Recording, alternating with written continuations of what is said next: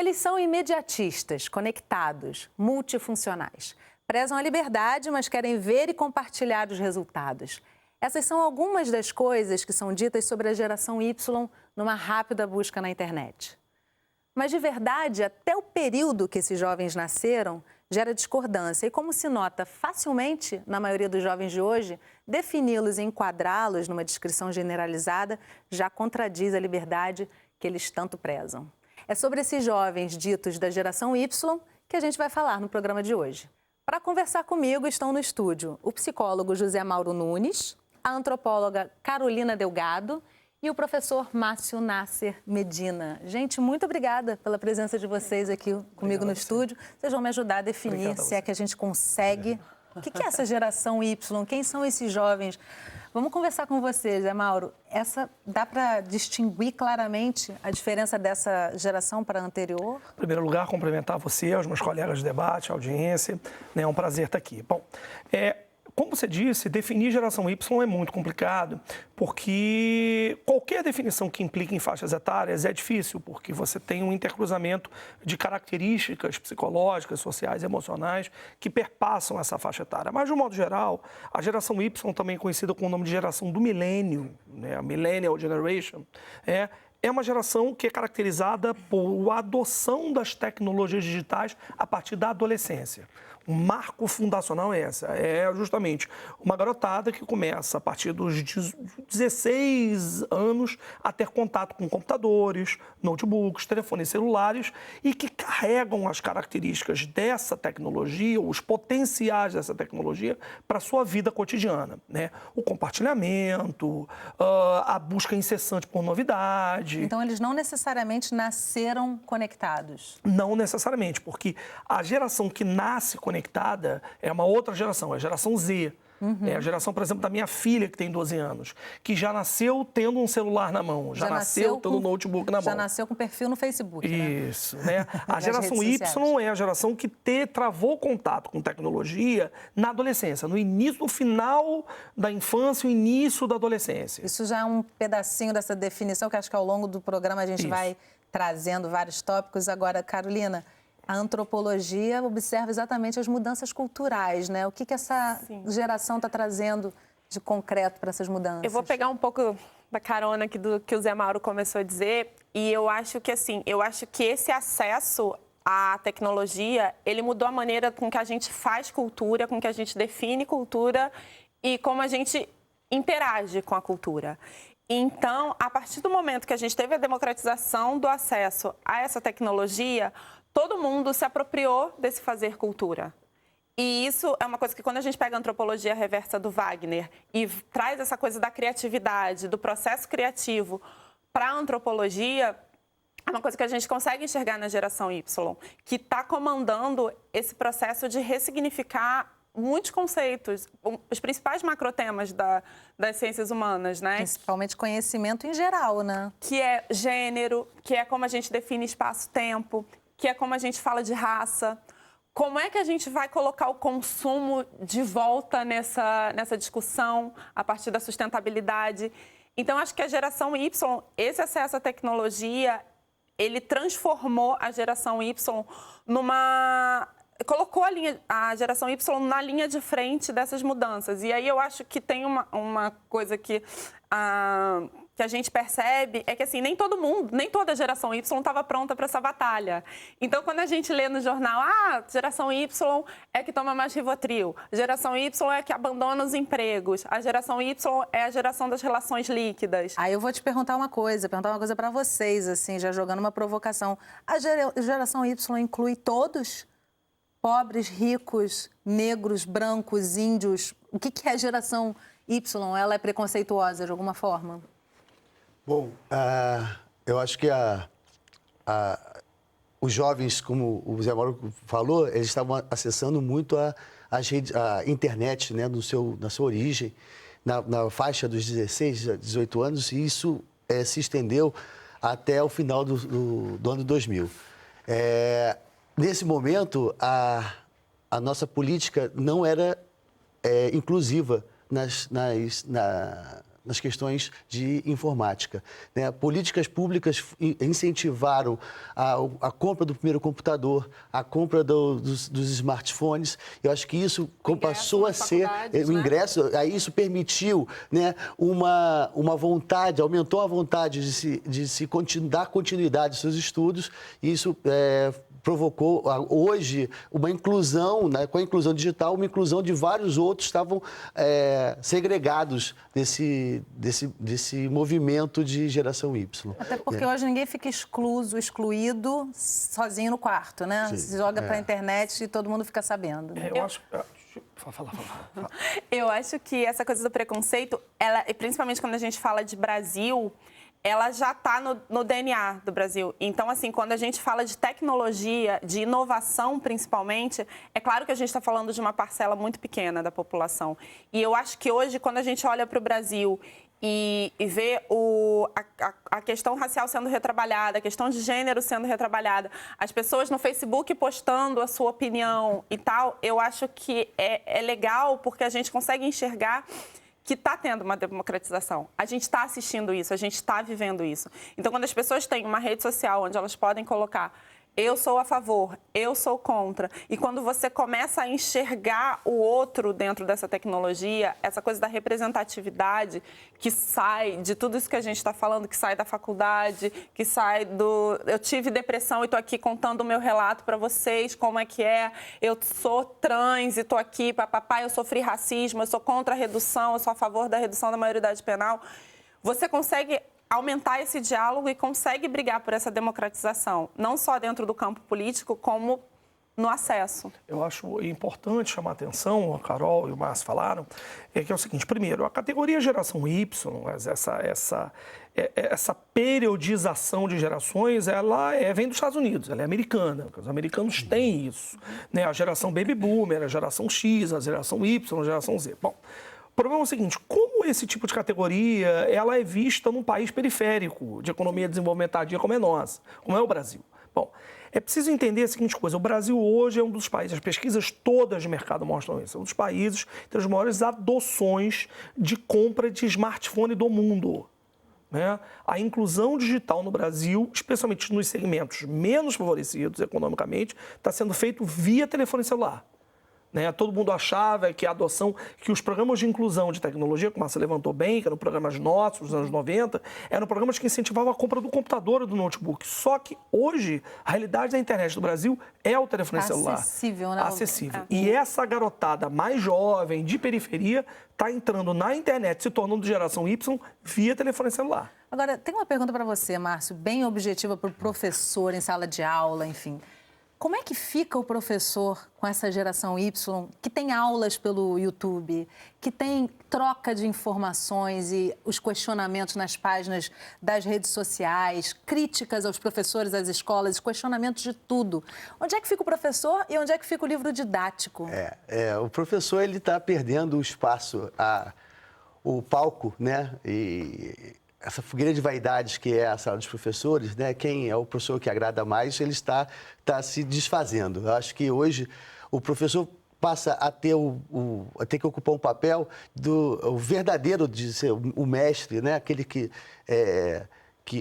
estimula ou incentiva os seus alunos a pesquisar. Do que orientador. Né? Um direcionador, vamos dizer assim? Eu acredito que a função é mostrar os potenciais dos alunos. Né? Eu acho que o conhecimento ele já está aí diluído, já está aí espalhado, né? Das redes. Qualquer um aqui pode chegar baixar um aplicativo e assistir aulas sobre quaisquer assuntos na internet.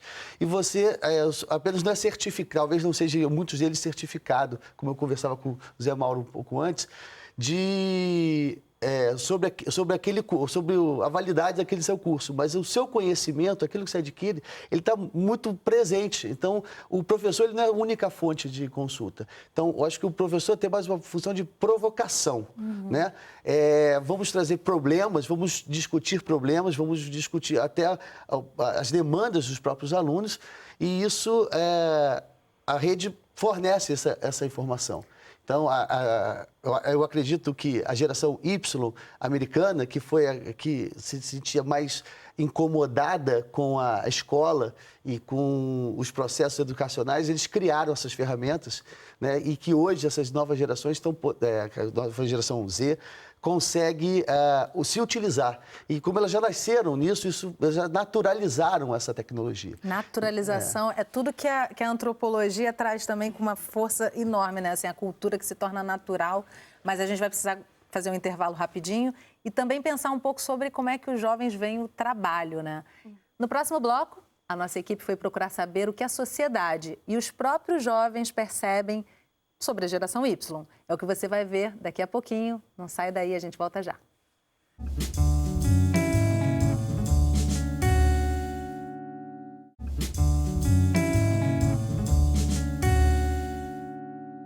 Estamos de volta e a nossa conversa de hoje é sobre a geração Y. E a nossa equipe foi às ruas saber como se identificam os jovens dessa geração. O que é a geração Y? Eu não conheço a geração Y. É uma nova geração que está surgindo sobre informática e computador e videogame. Eu acho que é isso, eu nunca ouvi falar. Tem aquela coisa da busca do trabalho com prazer, assim, eu acho que é uma geração hoje que ela tá meio mutante, na verdade. Tá difícil você dizer quem é necessariamente a Y em comparação com os Yuppies ou com os Baby Boomers.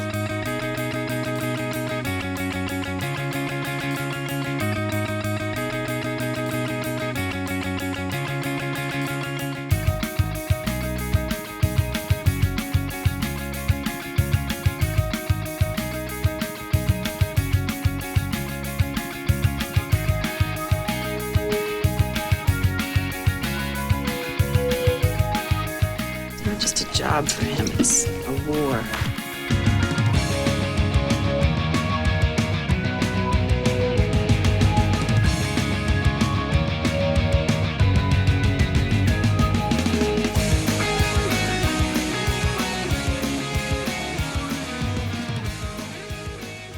A geração Y é uma hierarquia mais horizontal. A gente precisa que todo mundo possa conversar um com o outro, que todo mundo tem gerência e possa interferir no trabalho para contribuir. A tecnologia é a base da nossa empresa.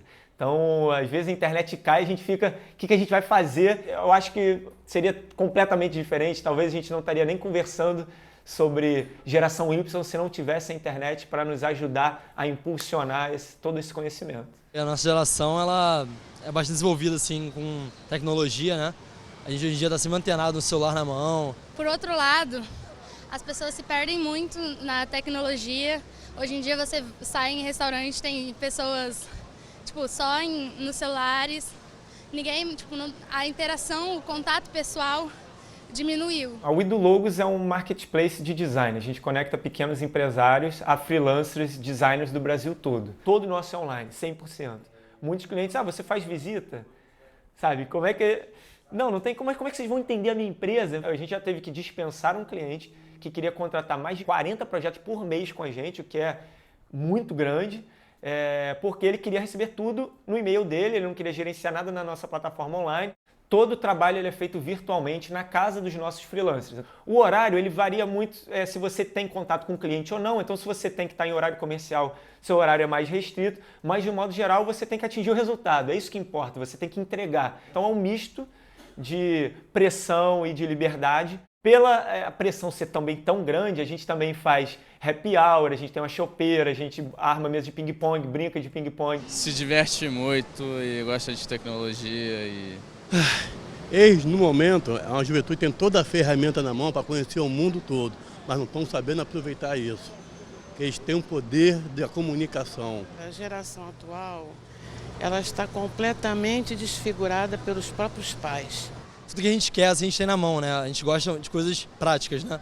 Então, acho que isso define um pouco a gente. Até ano passado, minha mãe perguntava quando eu ia arrumar um emprego. Então, é muito complicado, né? O meu pai era funcionário público, então vieram do Nordeste para o Rio. Em casa, eu sempre tive muita resistência dos pais, da minha mãe e do meu pai. Então, mas a gente não pensa muito, né? Da mesma forma que eles, eu não acho legal, eu falo assim, mas vocês estão aí, se der errado eu posso voltar para vocês, né? Então, acaba que era uma segurança que dá. Para concurso público, isso nunca passou na minha cabeça, mas nunca, porque é uma coisa muito distante de tudo que eu acredito. Você pega uma pessoa e botou dentro de uma caixa, sabe? Você não dá formas nem dela se esticar, de fazer o seu melhor, todos os procedimentinhos bem definidos. Isso não gera inovação, isso não te dá tesão para trabalhar. A minha vida inteira foi empreendendo, né? E eu enxergo isso em muitos amigos meus, né? A gente gosta de empreender e a gente acredita que isso é o que vai fazer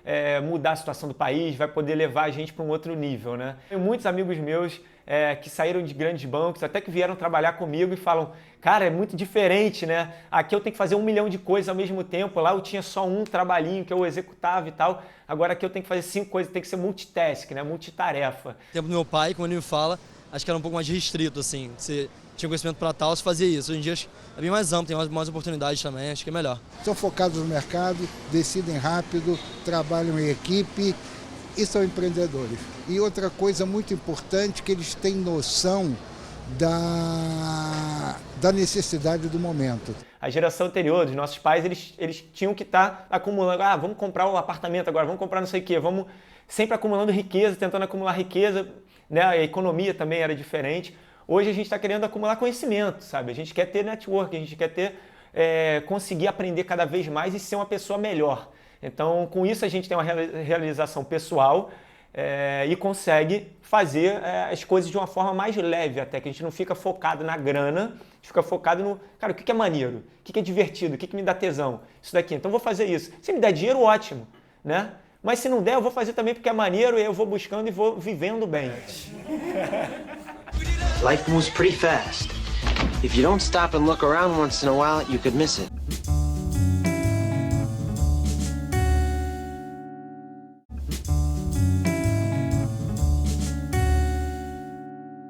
Estamos de volta e hoje a gente conversa sobre a geração Y.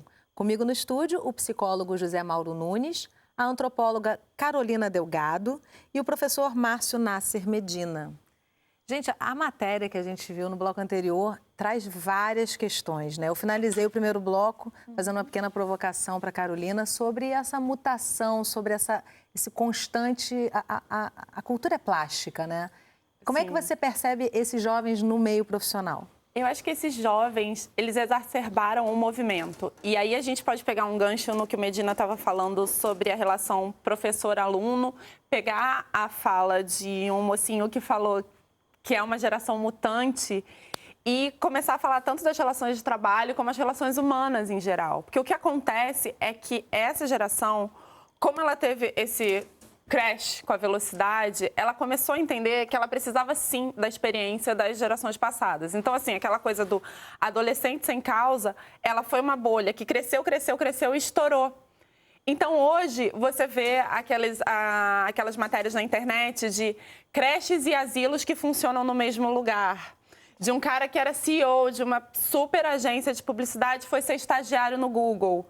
Então, você começa a ter essa troca intergeracional e uma troca de professor-aluno, de pai e filho, sendo reconstruída, reavaliada. É uma geração que cansou de montar o Lego na vertical. É uma geração que está procurando buscar uma conexão horizontal, que entendeu que realmente vai todo mundo ter que dar as mãos, porque a gente está tratando com problemas que são muito graves. Então, é uma geração que falou, a gente vai ter que quebrar todas as caixinhas. Quando ele fala do concurso público, assim, eu sou do limiar do XY, eu nasci em 79. E até hoje a minha mãe, às vezes, vira e fala, você não vai fazer mesmo um concurso público? Eu fiz um concurso, passei na Caixa Econômica Federal, eu tinha 20 anos, eu fiquei 2 dias. Porque é isso, assim, a gente não consegue caber dentro da caixa. A gente olha o mundo e fala, eu quero participar disso. Agora, deixa eu puxar aqui o nosso psicólogo de plantão. Que angústias essas situações todas trazem para essa geração? Deve ser uma geração bem angustiada, né? Não é à toa que a Carol disse que é a geração Rivotril, né? Geração que toma remédio. Bom, eu acho que é o seguinte, a aceleração do tempo e a aceleração da compressão da experiência de espaço-tempo, realmente, isso traz efeitos psíquicos muito importantes, né? Por exemplo, hoje nas redes sociais a gente fala muito do fenômeno de lurking, né? E a gente fala que hoje esse fenômeno de lurking, que é você rolar o dedo na tela e não prestar atenção em nada, isso está se transferindo para as relações humanas. Então, hoje, a gente sai para jantar com a pessoa e a gente fica lurking no celular e lurking a pessoa. A pessoa está lá vendo as notícias. Com todo mundo, menos com quem está na mesa, menos né? com quem está interagindo, né? Evidentemente, a pressão dessa experiência temporal gera ansiedade, gera angústia. Em segundo lugar, essa liquefação, quer dizer, dos marcos tradicionais da minha geração, ter um emprego, comprar um imóvel, casar, ter filhos. Quer dizer, essa experiência é liquefeita pela aceleração do cotidiano. Tem uma outra questão que é muito importante e que isso realmente é geradora de ansiedade, que é a perda do senso de privacidade. Isso é muito importante, né? Basta o que a gente vê, qualquer coisa que a gente põe no Facebook viraliza ou ganha uma repercussão absurda. Eu costumo dizer nas minhas aulas para os alunos que a privacidade é um conceito do século XVIII, é uma fonte de ansiedade dessa geração. Essa geração ainda não conseguiu resolver muito bem, né, essa relação entre identidade online e offline, isso é uma outra coisa importante. Agora, a tecnologia, quando eu digo os smartphones, as redes sociais, que essa garotada utiliza de maneira muito intensa, provoca, em primeiro lugar, o empoderamento deles. Isso é muito importante. A vontade de fazer parte. De fazer parte, de compartilhar, de estar juntos, de dar as mãos. De conversar. E, em segundo lugar, uma mudança da identidade, uma possibilidade da expressão de diversas identidades. Então, cara, ele é designer, mas ele também é músico, mas ele também é filho, mas ele também é pai. São muito plurais, né? Não, agora plurais, eu uso uma metáfora para identidade, que eu estava num debate sobre processo criativo e a gente criou uma metáfora que é a seguinte: eu acho que a geração X, você estava no supermercado de estilos, né, que o Ted Polemos, que é um antropólogo americano, falava. Você escolhia a sua identidade. Ah, eu quero ser punk, eu quero ser do hip hop, eu quero ser... A geração Y pegou esse vaso, quebrou. E hoje em dia, a gente é uma grande colagem desses fragmentos. Então, eu posso ter um pouquinho disso, um pouquinho daquilo... E as identidades são todas fragmentadas. Agora, deixa eu fazer uma pergunta aqui para o Márcio, interrompendo vocês, que eu estou super curiosa para saber o seguinte. Eu achei interessante que na matéria o rapaz fala do nosso time, né? Eles são um time.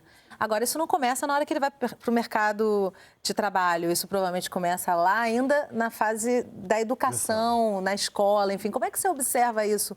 Tem diferença para você? Eu sempre fui muito... minha geração sempre foi muito competitiva, né? Então, a gente sempre queria acumular mais. Eu quero me dar melhor no concurso. Eu descobri um livro.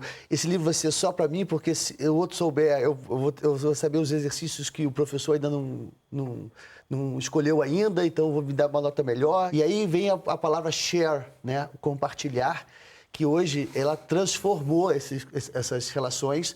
Então, você, além de compartilhar sua vida pessoal, seus problemas, suas alegrias, você compartilha também. E essa ideia de time, ela vai sendo levada já para as empresas, onde você passa a ter um sentimento de grupo, né? Ao contrário da minha geração, que é individualista demais. Então... Agora, outra coisa que é dita na matéria que eu achei interessante também, que ele fala em acumular conhecimento e não riqueza. E haja espaço para conhecimento, né? Porque é muita informação e, com certeza, gera ansiedade. O que se faz com tanto conhecimento, gente?